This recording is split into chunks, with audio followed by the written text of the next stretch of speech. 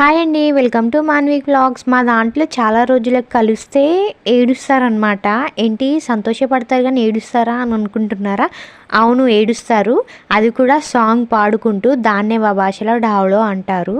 ఇదిగోండి ఇక్కడ ఏడుస్తున్నాను చూడండి. నేను నెక్స్ట్ దాంట్లో మీకు సౌండ్ అనేది యాడ్ చేస్తాను, వినండి ఎలా ఉందో చెప్పండి. మధ్య మధ్యలో కొంచెం డిస్టర్బెన్స్ ఉంది, ఏమనుకోకండి, ఓకేనా? వినేయండి మరి.